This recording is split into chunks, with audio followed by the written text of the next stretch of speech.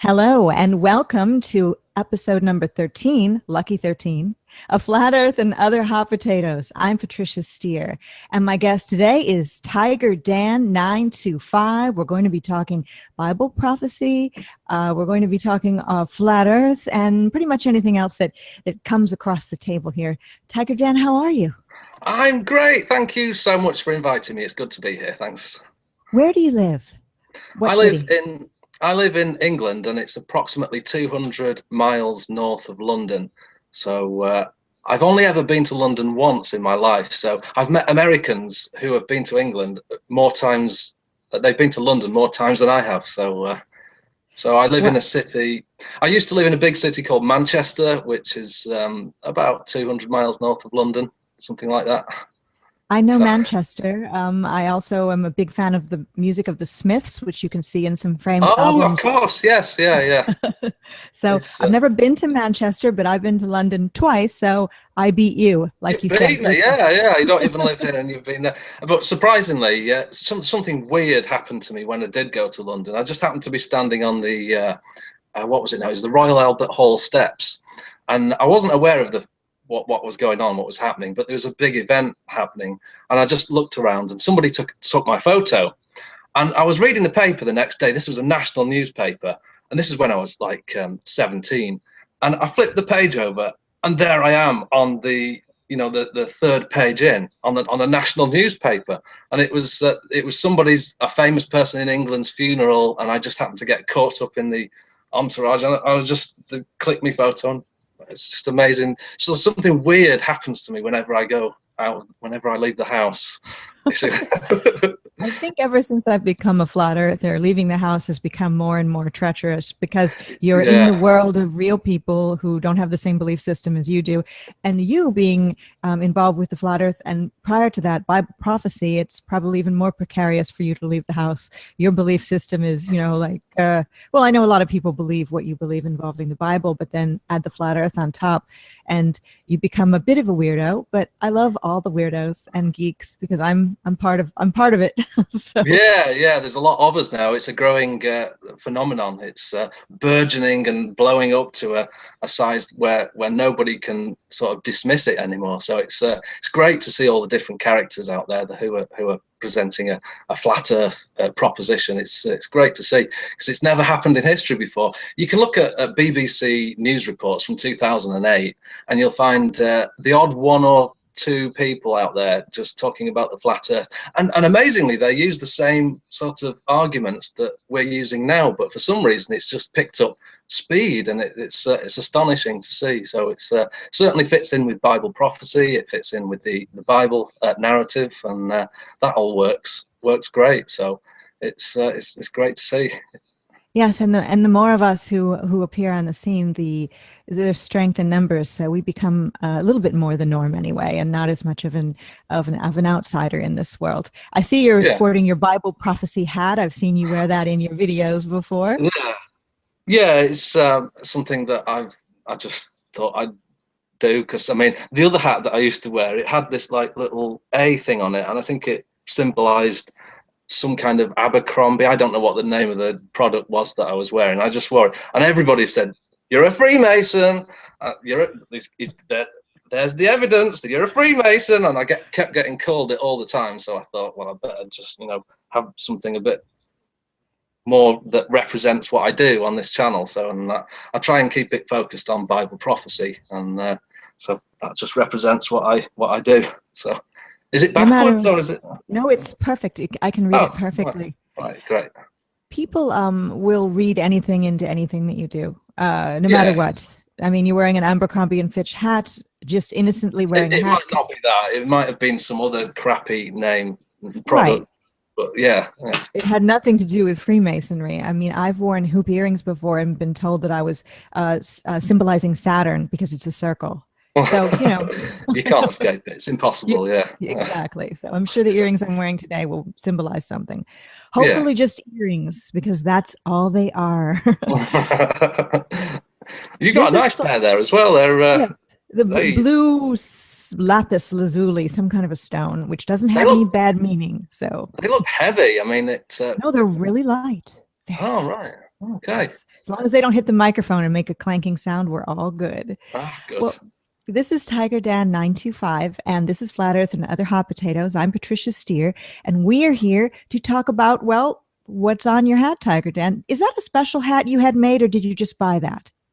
I had it made. It's not very expensive to do. You can have these things printed. So it's kind of interesting to gauge people's reaction on the street, because when you walk past them, they look, and then they're trying to figure out what it means, and then occasionally somebody will stop me and ask me what it means. So it engages me it starts a conversation off in a way. So that works for me on that front. A bit embarrassing as well, because other people walk by and like shake their head as if you're some kind of a moron for having the word Bible written on your forehead. But it works, so I just use it for that purpose. Well, before Flat Earth, I didn't own a Bible, and only recently, after doing an interview here on Flat Earth and Other Hot Potatoes with Dave, allegedly Dave, it's come into my life. I actually bought a King James Bible. So it's a strange you're thing on the that right I never. path. Yeah, it's a strange thing. I knew you would say that, because people who are deeply into the Bible would recommend the King James. Others think it's not necessary, but Dave recommended that, and that's what I bought, and now I have a Bible. So I wasn't really an atheist before Flat Earth, but I wasn't a believer in anything or even a creator. I was sort of, I don't know, not agnostic, and not even that. I don't know. I had this deep feeling that there was something. So I just, it was very an unformed feeling. But after coming to Flat Earth and doing some research and watching many videos from other people, I have a feeling, and I know it's all theory. My personal feeling is that there's a dome structure / firmament, and that gives me that feeling that we are created and put here, and evolution's out the window. And I just wanted to have the Bible to look up various things, and I know that I know nothing about it. If anybody asked me to quote anything, I would be it would be impossible for me to do it. But I know you'd be able to. Well, the thing is, I remember I've got a propensity to understand complicated things, but the simple things like remembering the exact address of which Bible verse I'm talking about, it can get a bit confusing on that point. But I was when I did a law degree, and when I left law school, I did what everybody does, and you get a temporary job and hope that you get put in a law firm. But I took this test, and they sent me out to the biggest bank in England, and it was working in the IT department. And at the time, there was two banks that had merged together, and they'd become the biggest bank in England. And there was a problem with the IT section, because one software didn't fit the other software. So I was hired to fix the problem. So it often involved like code breaking, various software puzzles. Not done it for 15 years, and this was a long time ago, so it's probably changed since then. But the thing is, since the year 2000, about 15 years ago, I've been looking at code breaking the Bible, because now this is where I've got to concentrate. It's Daniel 12 verse 4. Yes, definitely Daniel 12 verse 4. He was told that to seal up and shut the Bible up and shut the words up until the time of the end. So we know that he's sealed the Bible up, but he's done it in such a sophisticated way that come the time of the end, it's going to be unraveled, unrevealed. So I've been working on like sort of cracking codes and code breaking, and you get so far along, and then you realize there's nowhere else to go with it, and then but now I've got to the point where I'm right on the verge of just cracking something, which I know it sounds phenomenal. It sounds like ridiculous that somebody like me could come up with a code break on the Bible. But if I can explain one thing, if we look at Genesis 1, it says, "In the beginning, God created the heaven and the earth." Now, there's a mathematical formula behind those words, which it's absolutely mind-blowing. It's stunning. It's utterly breathtaking what emerges from this mathematical code behind Genesis 1. I know this is going to sound a little bit complicated, but if you can just imagine, just go along with it for a minute, because it'll all make sense in a moment. So you take the number of letters in the first verse of the Bible, and you times that by the product of the letters. Then you divide that by the number of words times the product of the words, and you get the value of pi to 4 decimal places. Now, if you can visualize, it's difficult to do, but that formula that I've just presented, you take the exact same formula and you apply it to John 1 verse 1 in the New Testament, and you get the exact same phenomenon. It's the value, except this time it's the value of e to 4 decimal places. Now, anybody who's got wisdom will know that that isn't by chance, and this is a program. So we've got the value of pi. Now, pi is the, okay, I'm not going to make this any more complicated than I already have, but pi is the relationship of a circle's circumference to its diameter. So when you run the maths on that, you get 1.1416 or 1.1415, which is the value of pi, and it goes on forever. It's a string of numbers that just goes on forever. Now, what the Bible is describing there is a circle, and what thing fits that more than anything else? A flat earth. So what the Bible is describing in words in Genesis 1 is the creation of the world, the earth, and behind those words we've got a mathematical formula that not only verifies the authenticity of the text, but it also it describes a flat, geocentric, circular earth. And when you expand on that, it's absolutely stunning to see that this is going on in the Bible. So I'm trying to break codes on that and figure out other strings of mathematics behind the Bible. So it's really hyper complicated stuff, but I enjoy it. And I think that if the wider public were aware of that this was going on, that there's no other book in history that's ever been written that's got such verification behind it, then I think that we're onto a winner with this one, because you can look at the Quran and they realize that the Quranic scholars, they realize that the Bible has got all these mathematical codes in them, and they tried to jackboot and force a mathematical code into the Quran. So they came up with the number 19, which is completely irrelevant to anything. And when you break it down, you realize that it's just been jackbooted into the Quran, and that's the only thing that they've got to substantiate and show that it's a miracle, but it's not. But the only book in history that's ever been written is the Bible. The only book that's ever been written in history that's got a mathematical code behind it is the Bible, and I just find that utterly phenomenal and breathtaking. It's did you follow any of that? Is that making sense? I think we all were able to, and I think we're all thinking, well, when are you going to come up with a video? I know you're still working on cracking the code, but do you have any time in mind when you're going to have a video out about this, maybe explaining what some of the things mean? Yes, absolutely. I'm working on a video this week, which will be a very brief introduction. I'll be introducing people to the concept and idea. Then after that, I'll be working on more in-depth videos on that particular code break. But ultimately what I want to do is approach the mathematicians and show them, look, I've got this code that was, it wasn't me that discovered it. I think it was discovered approximately 2010.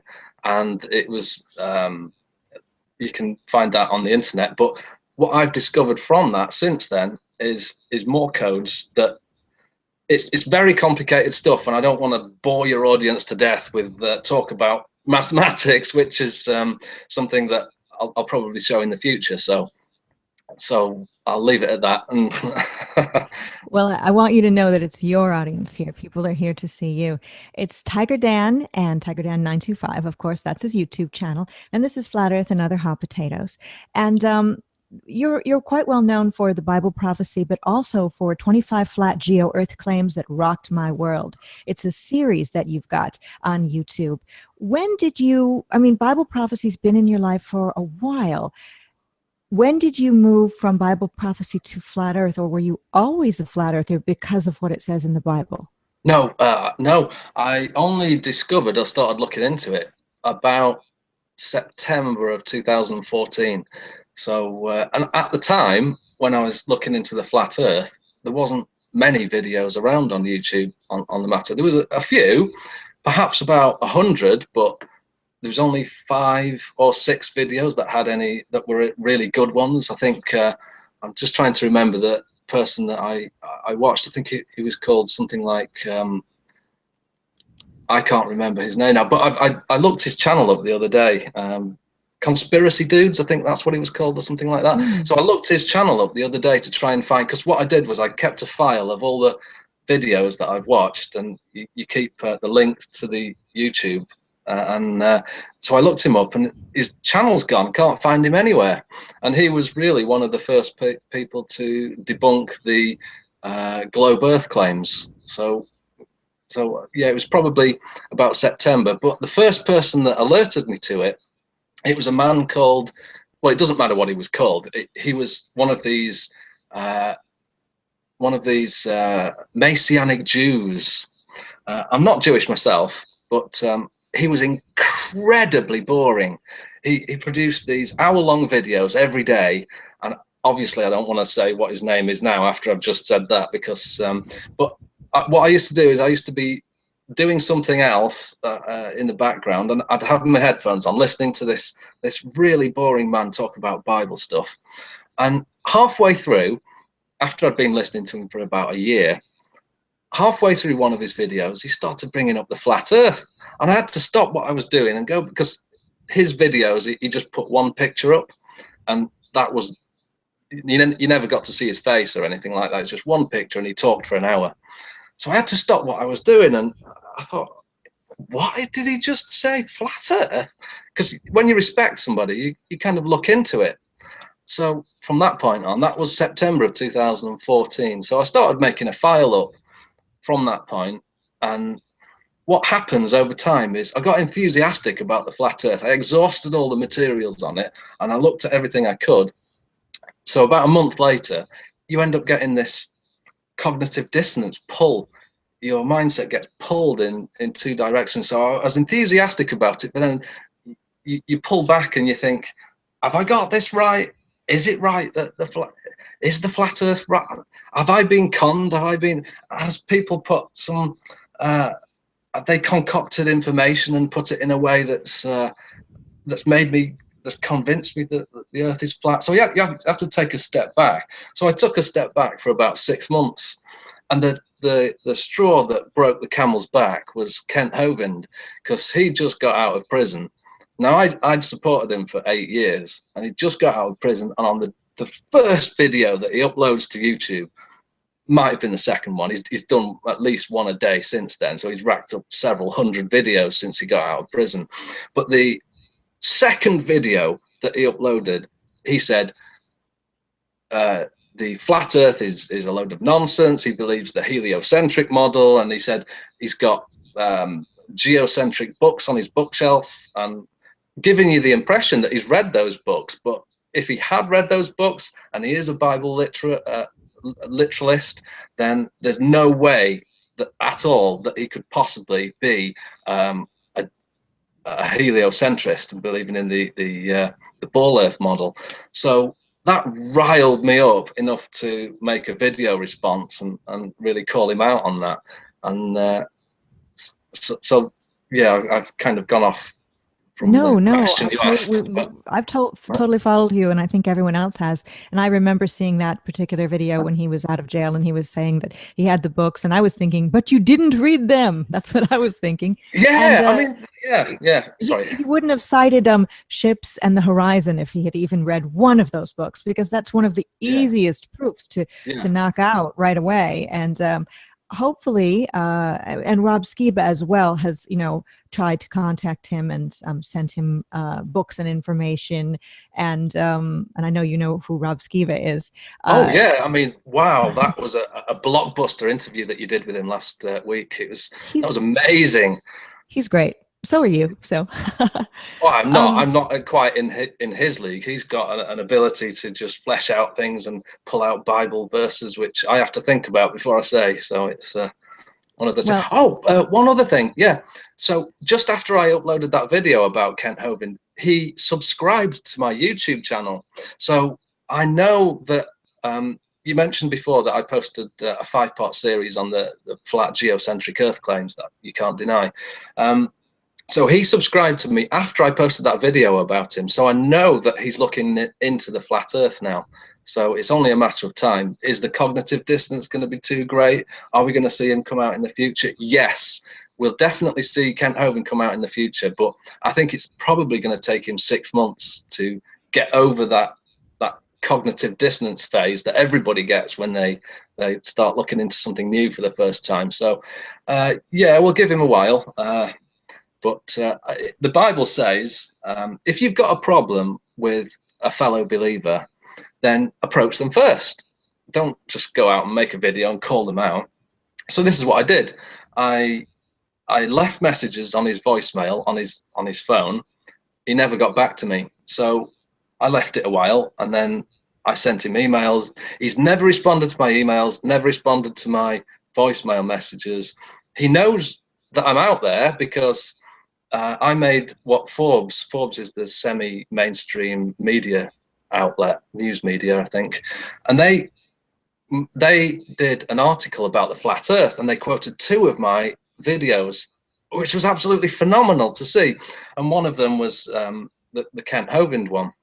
So Kent Hovind knows for sure that I'm out there. And whilst he was in prison, I made what they called was the flagship Free Kent Hovind video. And that was played back to him whilst he was in prison. So he heard it, and he even went and phoned back to watch the last, or listen to the last sort of, I think, 20 seconds of it. So he was dead enthusiastic about it, and he described it as being incredible, but never contacted me afterwards. So the Bible says if they don't respond to you after you've approached them twice in private, then it's fair game. You just put your concerns out there for everybody to see. So that's what I do. I don't do it in a way that you might expect. If I call somebody out, it's going to be brutal. It's going to be honest, and it's going to be upfront. It's going to be in your face, and it's going to be basically making him look stupid. It's not my intention to make Kent Hovind look stupid. No, that's not my intention at all. My intention is to get the truth out, make sure that Kent Hovind knows the truth, to prevent him from looking stupid. So, but as it happens, as it works, as it looks at the moment, it looks like he's not very smart, because you can't possibly take a heliocentric view of the universe and at the same time be a Bible literalist. It's like trying to fit a round into a square. It just doesn't work. So so yeah, that's the Kent Hovind story. So yeah, for all the people that have attacked me, saying leave Kent Hovind alone, this is what they say all the time. He's not been well. This is the type of thing they think, that he's been like down with the flu for the last 8 years. He's been in prison. I mean, if he's got the ability to go through the prison system and face like hardcore in your face truth, then he's got the ability and to watch a video about him where he's got something wrong. So yeah. But he's also been given the opportunity, I'm sure, to use a computer while in prison. I mean, I would imagine, I'm not sure because I've never been to prison yet. And, Yeah.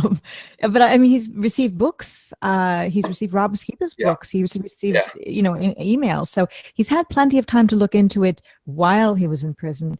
So, I mean, you know, time will tell on that, but I do understand what you said, and I do appreciate what you said about what the Bible said, and I didn't know that, about that you need to talk to somebody in private if you've got a concern a couple of times.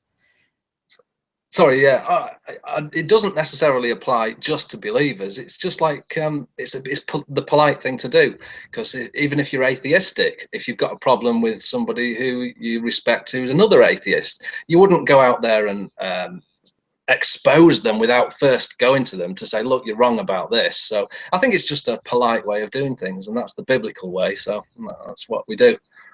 It is indeed the kind thing to do, and that's what we should do, no matter what we believe, most definitely. Yeah. Well, Tiger Dan's my guest, and this is Flat Earth and Other Hot Potatoes, and I'm Patricia Steere, and I opened up chat, by the way, so I don't have Q&A enabled right now. It's just chat, and so Tiger Dan and I are unable to look at any of the questions because chat was requested, and so I'm honoring the people who have messaged me and allowed chat.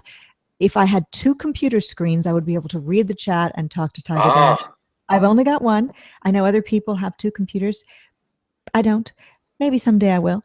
But so sometimes I'll do Q&A, and Q&A allows me to read questions, but chat allows people to talk among themselves. So everyone talk among themselves and enjoy. You know, TigerDan, I wanted to ask you about this time while we're filming is September 27th, and I know people will be watching this video, you know, in months to come. But as of now, we're nearing tonight, which is Sunday at the 27th, the where I am anyway, the blood moon. And you've mentioned in your videos that blood moons are not about what we've been told they're about. They're really about fire. Can you explain that?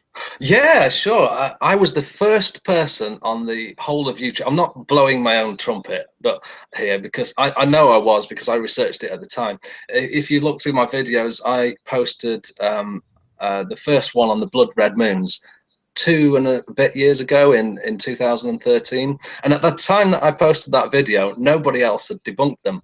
And then 6 months later, after I posted the blood moon video, Chris White, he's another popular biblical believer, he obviously saw my video and then came out with his own video. And then I think Rob Skiba saw Chris White's video, and then things go out from there. But mine got about 100,000 views on it. So what I did was I just went right back. I looked at the dates of all these blood red moons, and I established that it's a load of nonsense, because there's a load of people coming out saying that they were going to be raptured on a blood red moon. That just means that they actually believe that they're going to get vanished, disappeared. They're going to be removed from the earth. And they said they're going to be raptured on the first blood red moon. I said, no, it's not going to happen. It's not biblical. It's not the biblical signs that we are to look for. It's nonsense. I mean, what they might do is produce some kind of a financial catastrophe on a blood red moon. That could happen for sure, yeah, but that's man-made thing. It's not the blood red moons of the Bible. In Joel 2, that's Joel 2 is the place that defines the signs that we're looking for, and it's something to do with fire on earth that gets somehow reflected to the moon, but it's definitely not a blood red moon. It's not an eclipse. It's not a solar eclipse. It's not a lunar eclipse. So these things that we're experiencing now are not the signs in the Bible. There's going to be widespread fire, which will these are the signs that we're to look for, and they don't even match anything like the ones that we've seen. So it's not A lot of people were quite worried about recently, the past few days, beginning September 23rd, pertaining to end times, and there was the Renee M videos talking about, you know, the pre-trib rapture, I think it's called, and she's not involved with flat earth at all, but a lot of people were caught up in that, and I was worried, having nothing really to do with the Bible as much, but about CERN's starting up with some extra superpowers, and then the Pope. Some weird things just seem to all be happening at the same time. The financial collapse seemed to be really going into high gear as the stock market was tanking all over, and the Pope's visit as well. But in the end, really nothing that I can see happened. Maybe something happened on a level in which we cannot see that is leading us further and further toward end times. Do you have any sort of end times feelings, as if we are in the beginning of end times, or not? Yeah, for sure. I think 20 years and everything is going to be fulfilled. It could be sooner than that. It could be longer than that. But we're not talking much. We're talking in our lifetime. There's a lot going to happen. With the Pope, the Catholic Church was set up in around 300 AD, and it was intended to.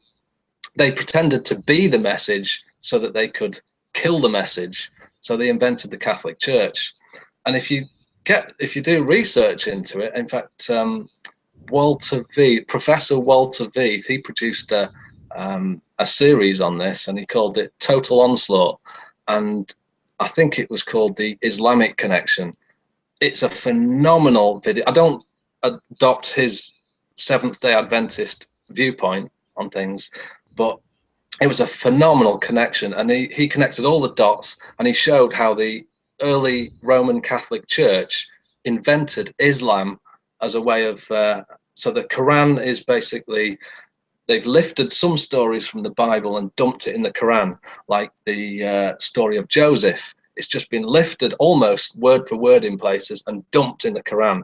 But the Quran was written down 600 years AD, and that ties in with the, well, the Pope's false. There's probably Satanists at the top of that structure in the Catholic system. There's also probably good people. I know there's definitely good people at the lower ranks.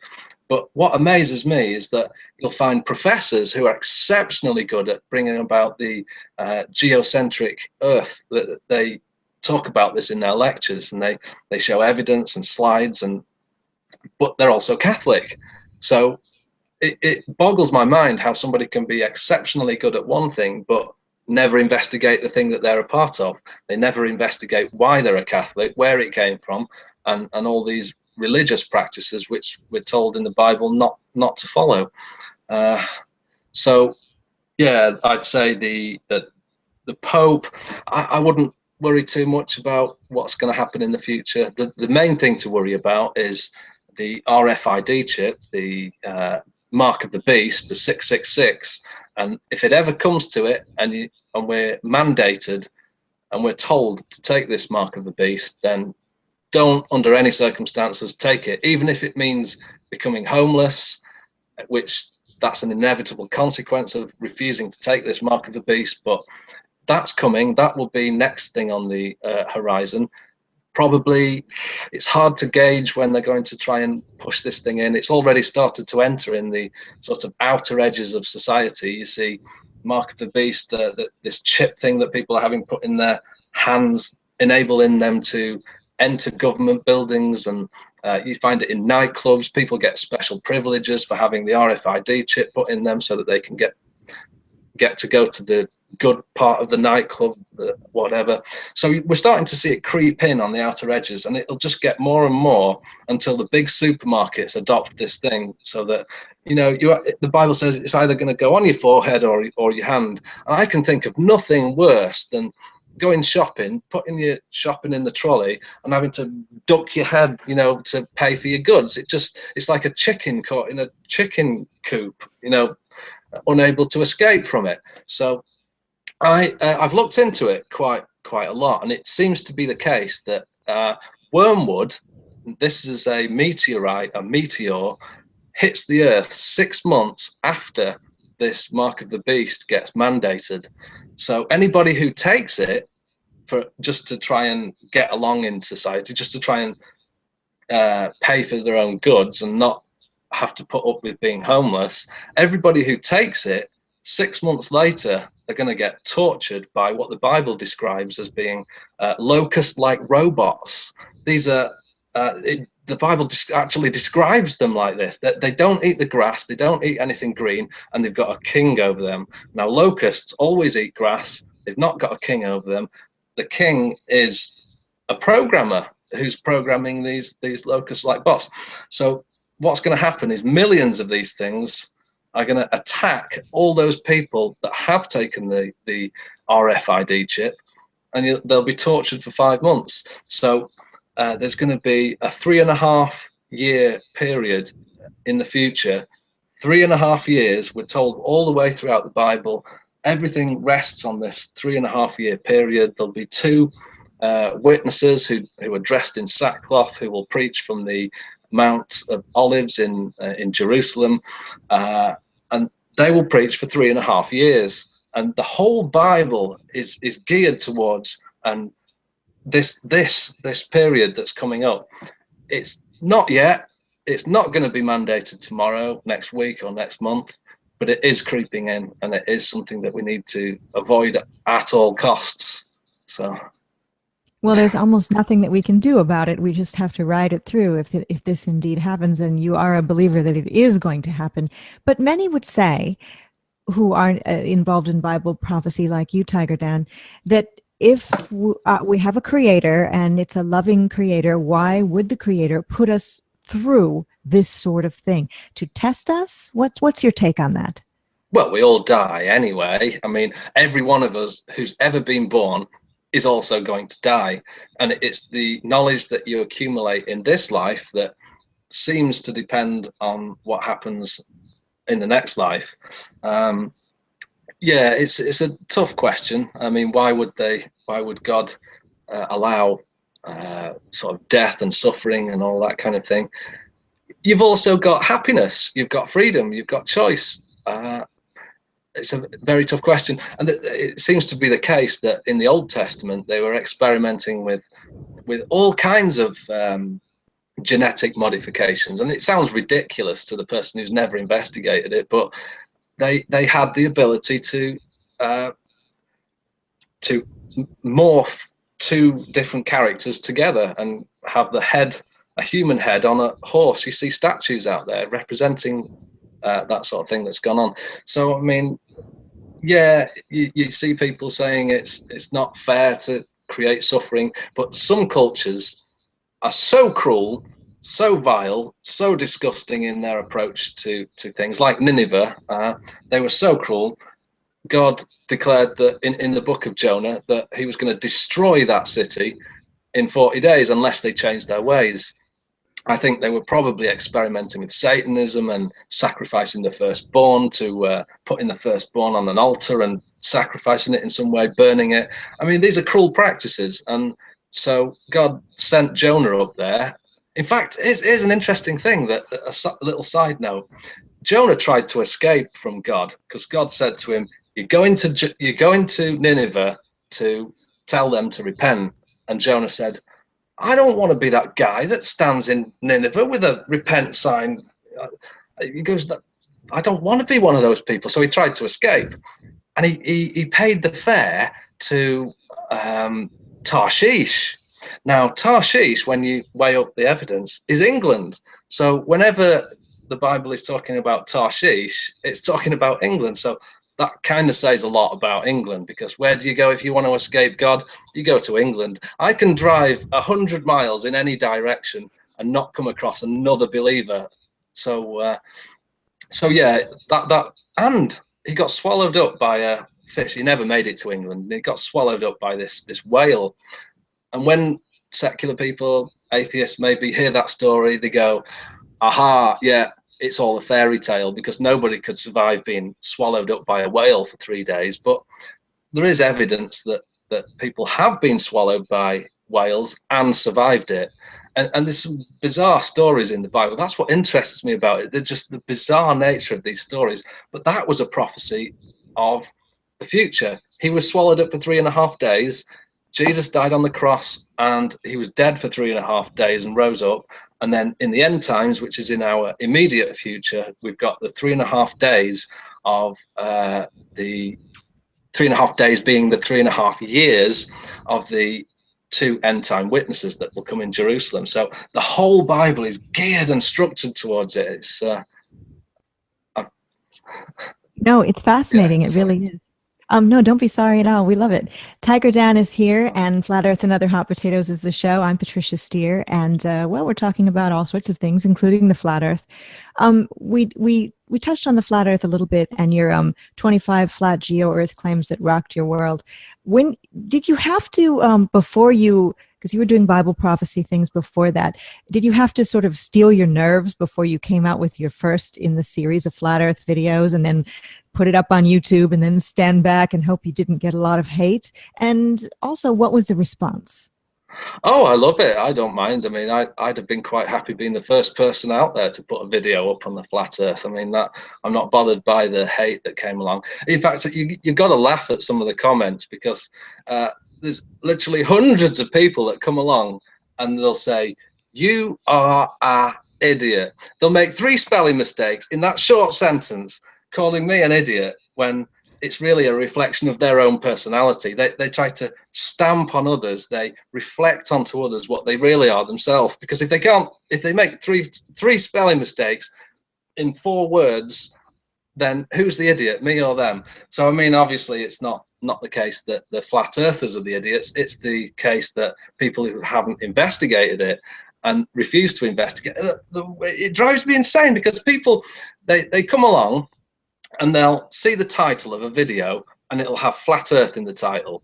They've made their mind up at that point what they think without watching the video. So they click on the video, immediately hit pause, type something stupid like, "You are an idiot, you are a fool, I can't believe how stupid this guy is," or whatever. They literally think that we've lived in a jungle all our life, and that we've never come out of the jungle, we've never mixed with anybody else, we've never heard of NASA, we've never seen photos of anything, but somehow we've come out of the jungle and we've managed to get hold of a computer, and we've gone on the computer and said the earth is flat. I mean, this is what these people must be thinking. That must be what's going on in their head.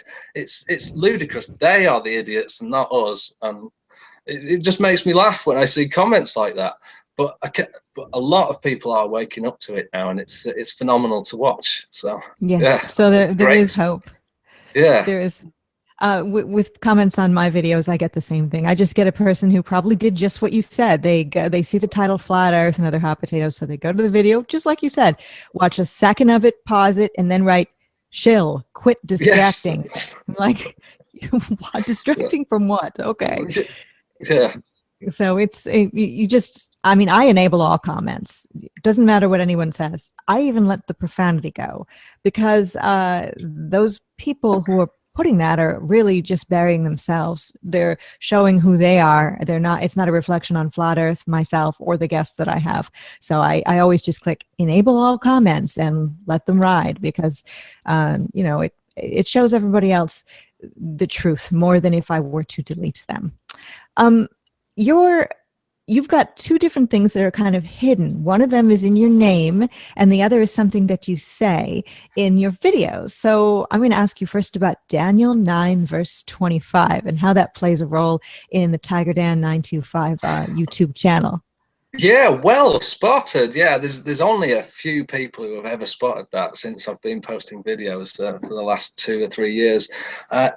It's Daniel 9 verse 25. And it is the most phenomenal prophecy that's ever been written in the Bible. It's, when you know how to interpret it and understand it, it blows you away. It says, Daniel 9 verse 25, from the going forth to establish the new, from the going forth of the, I'm getting mixed up with my words here. We know in Nehemiah that they were going to build a new temple. So from the going forth of that point to build the temple until the coming of the Messiah, it says there would be 1 week and then 62 weeks, making up 69 weeks. Well, in the Jewish tradition, you've got a week of days, and everybody knows that a week of days is 7 days. Well, they also have a week of months, a week of years, and a week of decades in the Jewish tradition. So when you understand that, you can then add up the timeline using the week of years, and it adds up to it's something like 176,000 days that it adds up to when you add up that time length.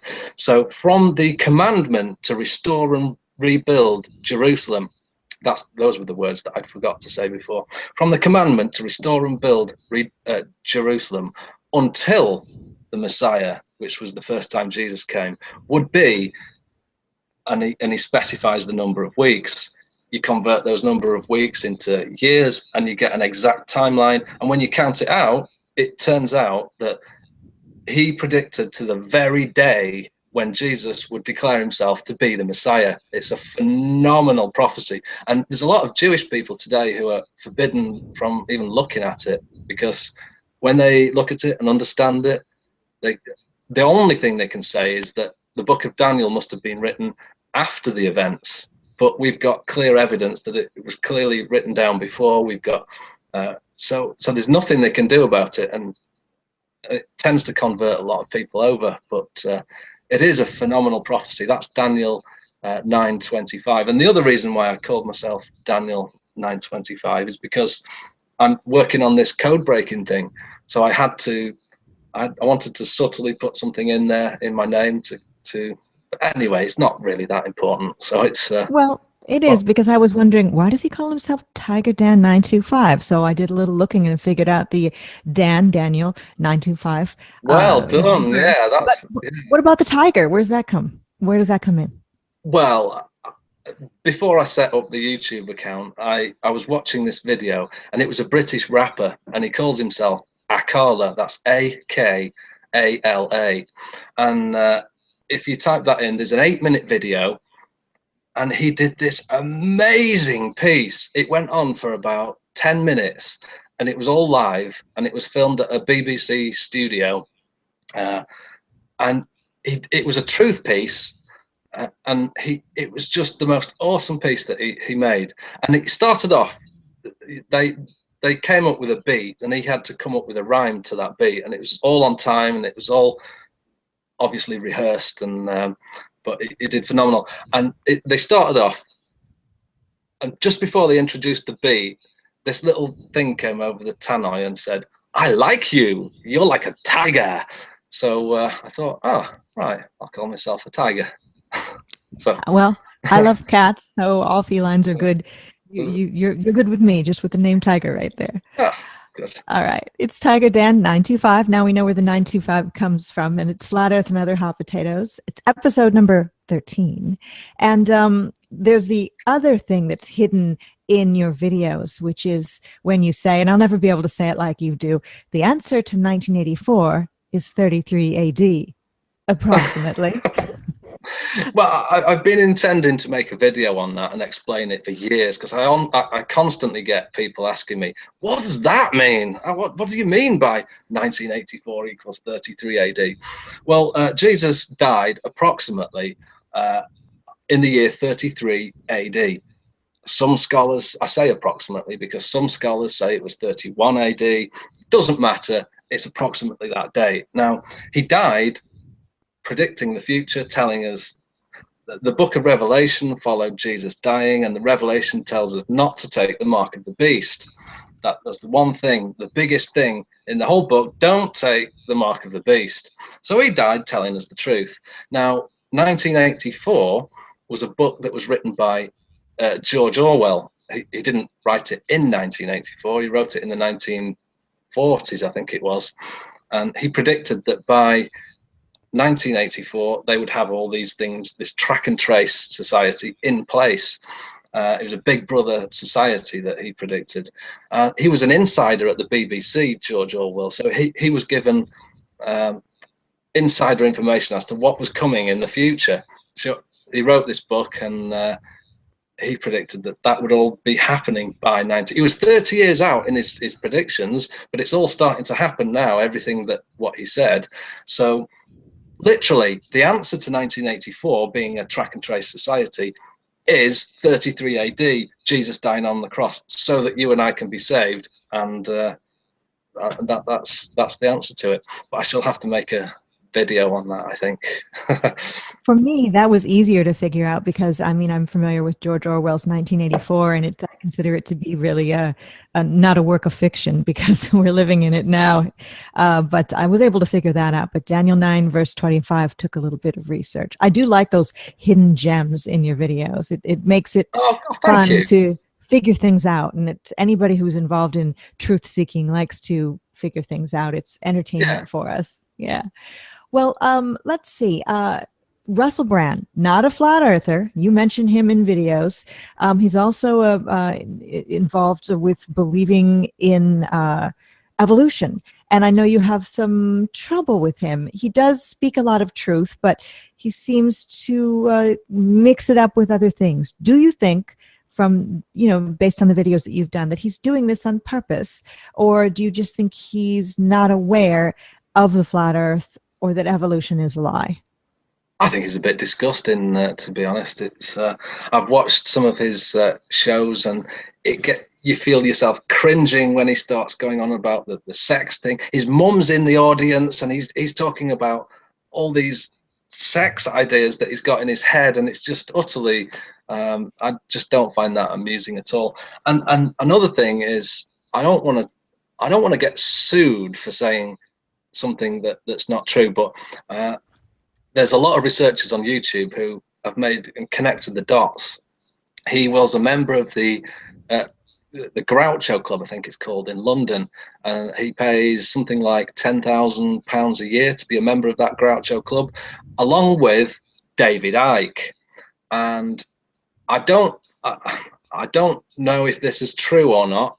All I'm going off is research that other people have done, so I can't say this, but there was supposed to be some kind of a paedophile ring operating from this Groucho Club in London. Now, given all the recent developments of Satanism that's going on in England, then it wouldn't surprise me at all that there's a paedophile ring going on down there. So he is connected with some kind of nefarious activity. He's got memberships of clubs that have got exclusive rights. There's some kind of guidance going on. I don't know. He seems to have a little bit of truth about him, and he's a very, very eloquent speaker. It's an absolutely stunning thing to hear him speak, because he can speak on any subject, and that's not really something that many people can do. So he has got that ability to draw people in, and he's got 1.5 million subscribers and something like that, but he's not posted a video for a while. And he stopped posting videos because he was posting every day for about a year or something, and he called it the Truths. So I witnessed to him on one video. I did it in a different style to what most people might have done, and I know that he's watched the videos that I've made, because he referenced it without naming me. He referenced the fact that I was calling him out in a video that he posted. So he did it in a very technical, sly way, and I stopped posting videos about him. He's a very egocentric type of character. He's very self-absorbed. Everything has to be about himself. If somebody's not talking about him, then he loses interest. And but the funny thing is, when I started posting those videos on the flat Earth, that's when he quit making his videos on the truths. And his very last video, he said, I'm leaving now to start investigating the truth. He goes, because I've discovered something that I'm not entirely sure I know the facts about. So he goes, when I come back with the truths, he goes, I'll be coming back with a lot more oomph. It's something to those effects, words to those effects. And I'm thinking, is he investigating the flat Earth? Will Russell Brand come back as a flat earther? Is that even possible? I mean, would that just blow your mind if, like, some Hollywood star comes out and starts talking about flat Earth? It's a possibility, but we shall have to wait and see. But, yeah. That would be interesting. I know that for a while he was married to Katy Perry, and I'm not interested in Katy Perry or really Russell Brand, only just in involving this kind of conversation. I'm not a follower of them. She has been on record as saying, she comes from a deeply Christian background, on record as saying that she sold her soul to the devil. And she may have been saying that in jest because that's how she became famous, or, well, we hear lots of celebrities might be even mind controlled. I mean, there's a lot of stories about Beyonce, and throwing up sort of the devil horn finger signs and doing sixes with her hands and all of that sort of thing. So maybe Katy Perry did actually literally sell her soul to the devil. And it was odd that she was married to Russell Brand, because he has that sort of devilish aspect to him, and he has a tattoo of 33 on his wrist, and as he has said, it's because he loves a bit of Jesus, but it also could relate to something else. What's your take on that? Yeah, I don't think anybody who can say that they love a bit of Jesus are going to go out and get the number 33 tattooed on the wrist. It's just not in sync with reality. In fact, we're told in Leviticus, don't put marks on your body. It's referencing tattoos and things like that. So yeah, I think that he's trying to come off looking like Jesus. He grows his hair long and he's got that beard, but that's the fake Jesus. It's the fake imitative Jesus that he's trying to imitate, which makes me laugh. What do you think about the way Flat Earth is growing? Do you think it is a genuine movement coming from the heart as people start awakening to truth? Or do you think there is some push, maybe even from the powers that be, maybe even a dark force pushing Flat Earth? Well, I've not identified anything. I mean, who are these people that are government agents pushing a flat Earth? I mean, if they are pushing it, then they're doing a good job, because it's right on the money, the information that's getting pushed. So I've tried to identify who they are. I can't. Are you one of them? I mean, I know I'm not. So, and I know that other people are not agents and government agents. So, how would they go about doing it? Because you can look back at BBC articles that were written in 2008. They were talking about it back then, but dismissing it. I don't know. Who are these government agents? Have we identified any of them yet? Aren't they more likely to be attacking us rather than pushing the idea? It doesn't make any sense to me as to why they'd want to push it. But I think it's a groundswell. I think there's possibly a lot of conspiracy theorists out there who are looking for the next big thing, expecting a 9/11 maybe. It's not come along, and so they've investigated other things. I think it's a combination of articulate people, like there's Eric Dubay, there's Mark Sargent, and you have a lot of people on your show as well, Stars Ostols. These are very intelligent people who have the ability to put information across and get ideas out in a way that has never been done before. But we're not agents, at least I don't think we are. I mean, if we are, then what kind of mind control are we under? If you see how that works? So yeah. I agree, because all of us are unconnected until we found Flat Earth, and all of us come from different backgrounds, different places across the world, and different belief systems, different ages. So, I mean, if there is some control over all of us, I mean, all it could ever be would be mind control, I guess. But that's just is ridiculous. New people are waking up every day, and I remember how I heard about Flat Earth, and I just thought of it as some old-fashioned belief system and never looked into it further. I didn't laugh at it. I just sort of, this was, a long time ago. But then when I first heard about it seriously by stumbling across a video on YouTube, Mark Sargent stuff, I dug in right away and thought, this is possible. This is not crazy. And, through time was, mulling it over and thinking about it, and then finally ended up, after a period of time, just deciding I had to do something and came up with doing this kind of show. But I don't remember any kind of feeling that something was controlling my brain to make me do this. And then we've got all this talk about who's a shill and who's a this and who's a that going on. I don't know where that's coming from. That could be stirred up by somebody who's trying to derail the movement. The powers that be might be starting up that kind of talk, or it could just be people being jerks. I'm not really sure which it is. Yeah, have you seen that Illuminati card, the flat Earth card in the Illuminati deck? I think that they've possibly manufactured half of those cards, or a third of them, or some of them, by some kind of demonic clairvoyant activity, and that's predicted what will be big in the future, like the plague of demons, which I think that's a possibility given all the things that they're working on. But I think it might have come up that the flat Earth was going to be a very big thing in the future, and so if you look carefully at the card, it's got a flat Earth square with the water running off the side. Now, if it was planned in advance, surely they'd use, I don't know, some kind of a UN logo on that card. I don't know. So I think it was some kind of a demonically inspired card that even the elites who are playing that game, playing it for real, didn't know how it was going to come about. But it's possibly inspiration of God himself that is waking people up to it. Possibly. There's lots of different scenarios, so I don't know. I think of it as either being the creator putting the idea into our heads one by one, or it could be just sort of a grassroots sort of thing, that it's just gaining momentum. Every day somebody is stumbling across a video and then doing research. Every day somebody is putting two and two together just simply by observing a flat horizon on a beach or hearing a friend talk about it.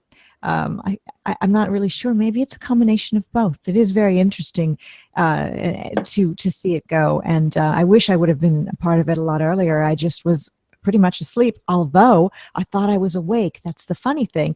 And you as well, with you delving into the Bible and looking and searching for truth.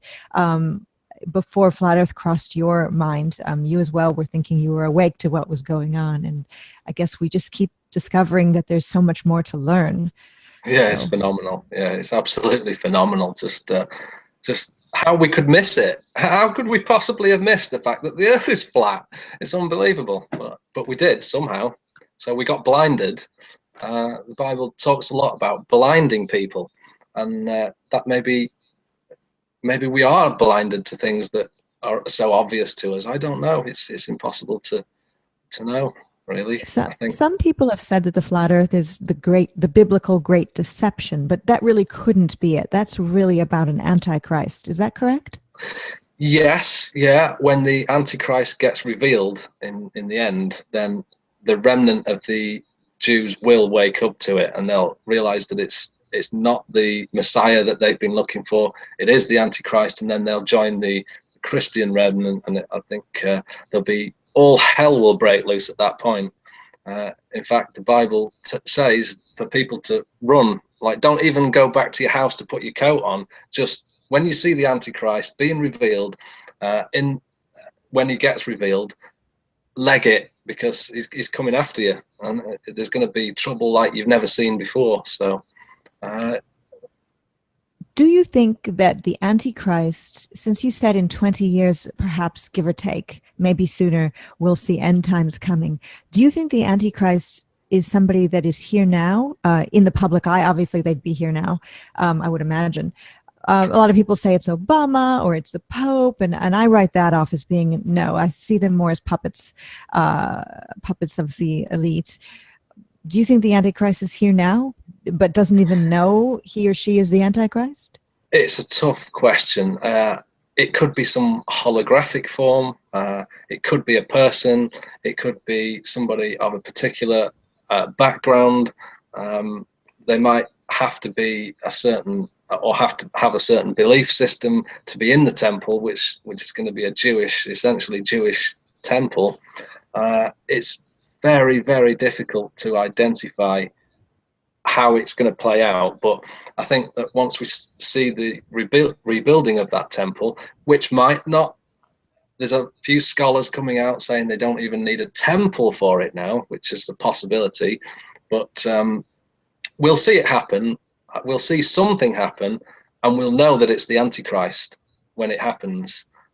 Whether it's in holographic form, whether it's a human being, or whether it's some kind of I don't know what you'd call it, a chimera, a fused, whatever they call it, I don't know, but I think we'll certainly be able to identify who it is.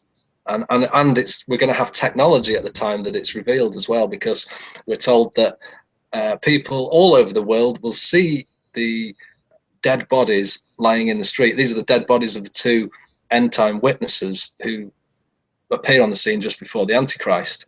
So there's going to be technology in place. If there's technology in place, that means there's trade. If there's trade, that means there's not going to be an economic collapse.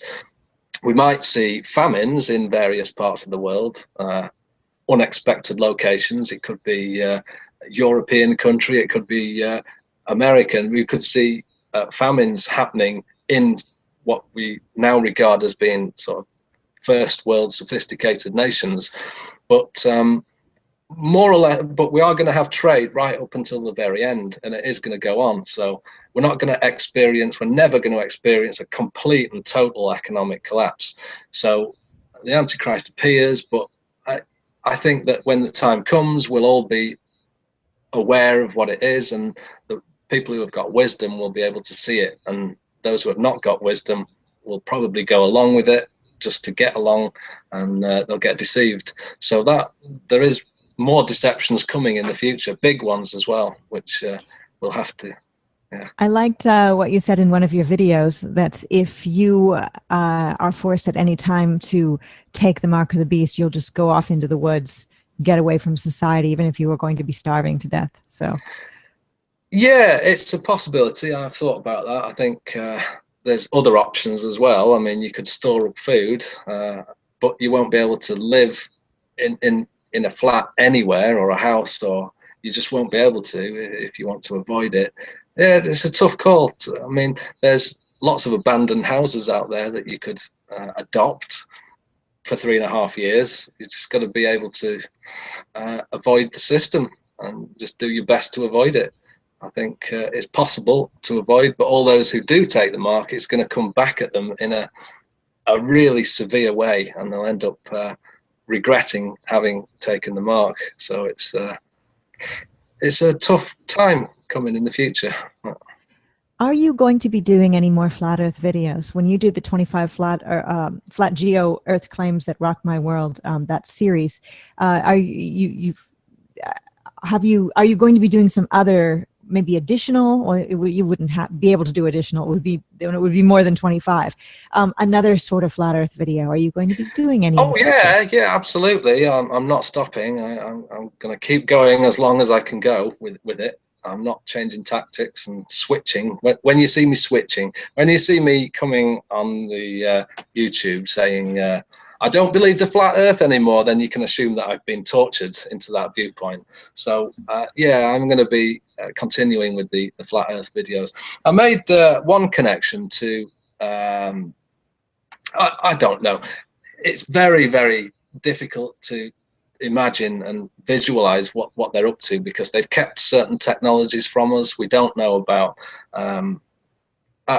we know that they've been working on anti-gravity devices, and we know that the Germans were working on this, and we know that in Operation Paperclip in the 1930s and 40s, they took the German scientists that were working on rocketry and anti-gravity, and they moved them across to America and Russia, and then 20 years later, suddenly we've got rockets going to the moon. They told us about the rockets, but what they didn't tell us about was the anti-gravity. Now, it's something that if you put, I've posted videos on this as well, and if you put, if you do a YouTube search for things like, what would you search for? You'd search for something like, I'm drawing a blank now. You've got acoustic levitation. I'm sorry, so sorry. No, it's good. Yeah, you mean sound you use to levitate things? Yeah, acoustic levitation. If you search YouTube under that term, then you'll find videos from university departments all over the world recreating and simulating zero gravity on a small scale, desktop type scale, and they can put little matchsticks in there and metal, and they can put water in there, and they can gravitate it and put it on video, and it's a provable technology that they've got. Now, my theory is that if you scaled that up to a bigger size, it would have to be a supermassive size, so that the whole of the International Space Station itself would fit inside the anti-gravity device, and then they could effectively levitate the whole thing up. Now that would solve a lot of problems, because the chances of that International Space Station actually being up there is zero. It's just, it doesn't make any sense to me that it's there, because if we are on a flat Earth, how would we be able to see it? We're told it's 250 miles up. Yet we can't see a bus at 250 miles down the road. So how can we see something that's just slightly bigger than a bus that's 250 miles up? That doesn't make any sense. Whatever it is that we see that's up there is probably a drone or something. But when you rack up the unlikely nature of it being up there, you can look on the space station itself, and I've seen meteor showers with my own eyes. It goes on, they're quite spectacular at times, they could streak across the sky, yet not one meteor has ever hit the space station or any other satellites that are up there. It's we're told it's traveling at 17,000 miles an hour, and if something the size of a grain of sand were to hit the thing, we're talking about catastrophic failure and a big fireball coming down to Earth. I mean, that's another unlikely scenario. Then you've got the toilet situation, which is just utterly bizarre. It takes 3 actonauts to coordinate one poo, and I don't mean to get too graphic about it, but it takes 3 of them to coordinate one poo. They put a video camera inside the space toilet, so there'll be an astronaut watching somebody having a poo. So they'll have 3 people. They'll have the crapper, the spotter, and the grabber. The crapper is the person taking the poo. The spotter is the person watching through the toilet with a video screen. And the grabber is the person who, if he sees anything floating about, it's his job to grab it as quickly as possible. Because otherwise you'd end up with poo everywhere. I mean, there's 10 astronauts up there, all averaging, what, 1 poo a day? I don't know. And little bits float off here, little bits float off there. Over time, you're going to end up with 10 astronauts. Over 10 years, you're going to end up with poo everywhere, all over that spacecraft. And it's not a hygienic place to be. So we're stacking up the unlikely probability that it's up there. And when you get into the coupler, that's the area of the spacecraft that's got a big window, and it's got 8, I think it's 8 windows around the edge with very flimsy looking, I don't know, some kind of metal doors that open the windows on the outside so that you can see through. But they never point the camera around at the moon so that we can see the moon or the stars. They never do that. They never zoom in on the Earth. It's just, you'd think that that would be the first thing that they do if when they get up there, show us what the moon looks like from the space station. And I've never seen it happen. So they don't show us the stars either. And when you look at the cloud formations from the space station on the very short pieces of footage that they've got, they're as close to the clouds from above as what we are to the clouds from below looking up. So they can't be 250 miles up, because that doesn't make sense either. So we're racking up the reasons. And then on the Montel Williams show, or whatever show in America, if he's even done a link up to the International Space Station, I'm sure he has done, they always have, they always get the water out and they go, ooh, look at this water floating about.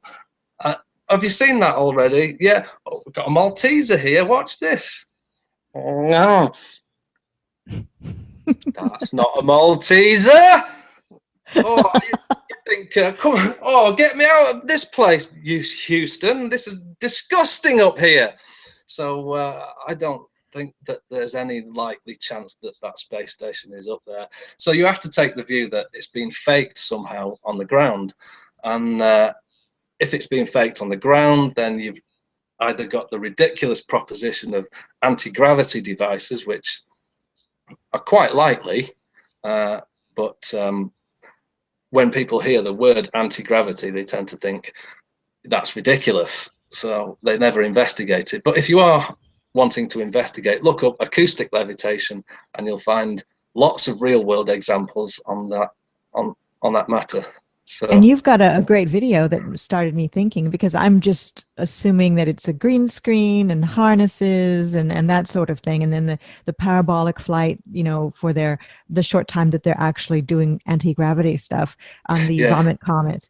But your video says something like there's a big warehouse here on Earth, and in the warehouse they've built a replica of the space station, and they can use some anti-gravity thing to make it levitate, and the astronauts actually think they're in space. Could you elaborate on that and how that would actually work? Well, it gets more and more bizarre. If you accept the flat Earth, then you're accepting a long chain of really bizarre activity that's going on. If you're going to switch off at the flat Earth, you'll save yourself a big problem later on, you know. So yeah, it is possible to convince an astronaut, that they've been in space when they haven't. There was a British TV series that was aired in 2005. It was called Space Cadets. Now, I watched it. It was the last thing that I watched on television before I switched the TV off, and I've never watched the TV since, apart from a couple of hours last year when I watched the football. But I've not watched TV since 2005, and it's just weird that that was the last thing that I watched before I turned it off. Space Cadets. And it was all about the psychology of convincing people. It's on YouTube as well. You can type up, you can type that name into YouTube, and you'll find the long series. It's probably about 7 or 8 hours because they filmed it over 10 consecutive nights, and each night was probably half an hour. Sometimes it was more, sometimes it was less. So you can find the whole thing on YouTube. It's very compelling psychology, and it shows you how to convince a potential wannabe astronaut that they've been in space when they haven't, and they'll think that they've been up there. And it's a phenomenal stuff that when you actually look at the astronauts themselves, if you look at the tour guides that show you around the International Space Station, they've all got a very similar personality. It's similar to somebody who's very easily swayed, somebody who's got somebody that you could easily sway their opinions. They often talk about how they watch movies a lot on the space station. People who watch movies a lot tend to be in that worldly mindset. So they've selected a whole bunch of people who fit the characteristics of astronauts, actonauts, who have been conned into thinking that they're up there. And if it's all taking place in a warehouse somewhere, and you could somehow rig it up so that they think that they've been in space, you jostle them around a bit in one of those simulators to make them think that they're going up, then you turn on the anti-gravity machine, load them into it, and they think they're in space. You project the image of the world onto a big screen like an IMAX theater, and when they look out of the window, they see a big world. I made a mistake in that video that I posted. Somebody told me that there was a big UFO that was 3,000 miles wide. That I said maybe that's a bulb that's blown on the projector on the. As it turns out, somebody said that was a Brazilian film. I've not checked it out yet. They just said that you can go to Brazil to watch this film because it's at the cinemas, but I don't think it is. But you often see aberrations on pictures taken from the International Space Station. You see massive objects in the sky, and there's no apparent reason for it. Is it a moth that's just flying through the warehouse when they're projecting it onto the wall? They're projecting the Earth onto the wall. So I mean, technically, feasibly, it is possible to con the astronauts into thinking that they've been in space, but it's a very, very interesting dynamic that's at play in this world that we live in. I find every aspect of it just amazing. I find myself immersed in just researching this and going over and looking at all the different ways that it might be possible. So yeah, if you did convince an actor, an astronaut, that they've been up there when they haven't, then they become less of a liability in the future.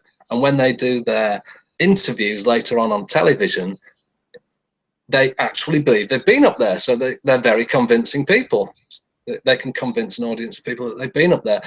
Another thing that put me off the International Space Station was the, have you ever seen that song, Ground Control to Major Tom? Yes. Have you heard? I was just sitting there thinking, this is a multi-international $100 billion enterprise. And what do we get?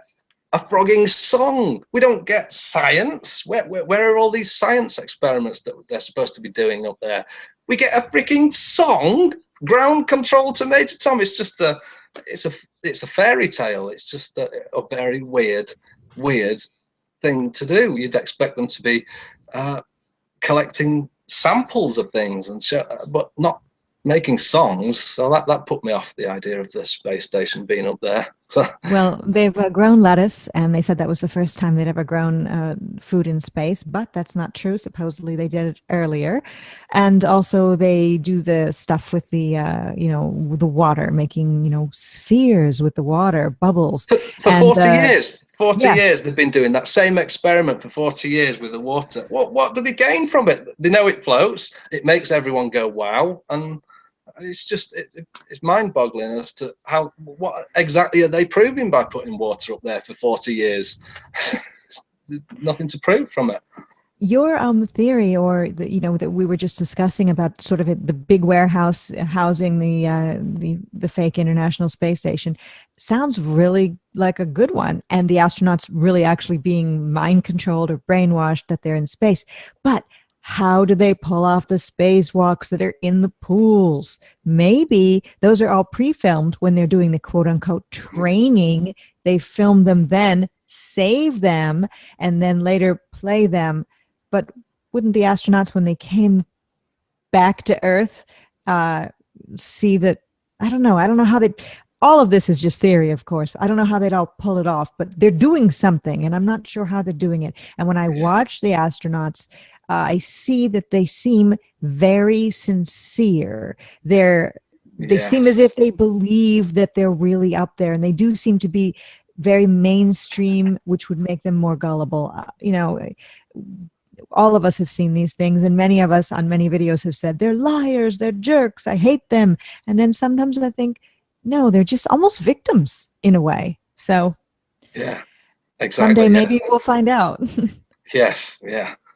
Well, one last question. Oh, go okay, ahead. go No, on. No, I insist. I've talked too much, so I insist. No, not at all. You have not. I was going to ask you one last question, but I still want to know what you're going to talk about. So I'll let you go first before I finish up with my final question. No, honestly, finish with your final question, because I was going to say I might need to go because I need. Oh, well, then we're right on the same page. Right. Okay. Well, in one of your videos, you played an electric piano, and I wanted to know if you're going to be doing any other songs. You did Toto doing the song Africa. So are you going to be doing maybe Ground Control to Major Tom, David Bowie? Good one. Yeah. I've never played it since. It's still in the lounge, but I've never tinkled on it since, which is a bit of a shame, because I was starting to pick it up. I was starting to get the rhythm. But then I've lost it, so I've lost interest in it. But I spent too much time on the internet, so yes, on the piano. I know what you mean. I've become quite obsessed as well since March, when I found out the Earth was flat, and it's really pretty much all I do, things associated with that. But it's really fun and really enriched my life, and I know everyone who is on this same page as we are feels the same way. I appreciate you taking your time today to be with me and talk with all of us about Bible prophecy and how it all relates to the flat Earth. Tiger Dan, thank you so much. Thank you, Patricia. It's been great to be here. Thanks a lot. All right, it's Tiger Dan, TigerDan925 on YouTube. So go and subscribe to his channel. I'm sure you already are. And my name is Patricia Steere, and this has been Flat Earth and Other Hot Potatoes, episode number 13. And I remind you to keep it flat.